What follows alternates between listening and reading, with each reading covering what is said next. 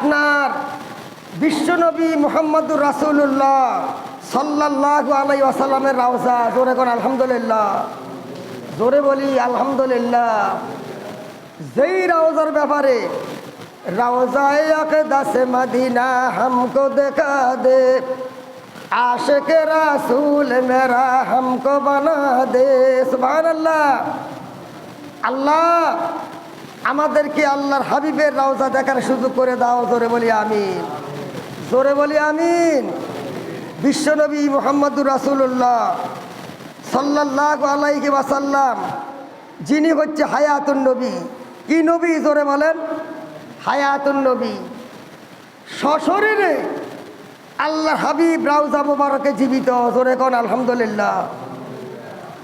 যেই দিন উনাকে দাফন করা হচ্ছে, মসজিদে নববী ছিল না তখন, ছোট্ট বিবি আয়েশার ঘরে। ওই দিন বুধবারে দিবাগত রাত্রে 70,000 ফেরেশতা আল্লাহ নিযুক্ত করে রেখেছেন।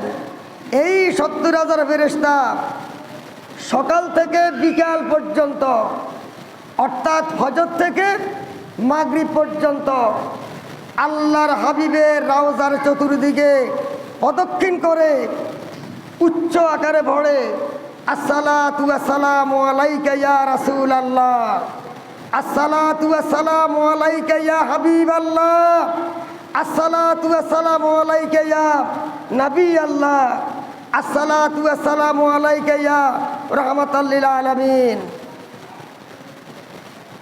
আল্লাহর হাবিব বলতেছেন, প্রথম ফজরে যারা এসেছিলেন মাগরিব পর্যন্ত 70,000, এটা মাগরিবে চলে যাবে। আবার মাগরিবের সময় 70,000 আবার নতুন করে নেমে আসবে।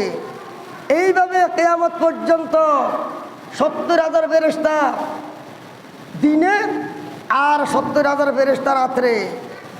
যেই 70,000 ফেরেশতা প্রথমবার এসেছিলেন, আল্লাহর কাছে কত মুনাজাত করবে, আবেদন করবে, আল্লাহ আমাদেরকে আরেকবার যাবার সুযোগ করে দাও সেই মদিনার মাজারে। একবারও কিয়ামত পর্যন্ত আর সুযোগ পাবে না। জোরে কোন সুবহানাল্লাহ।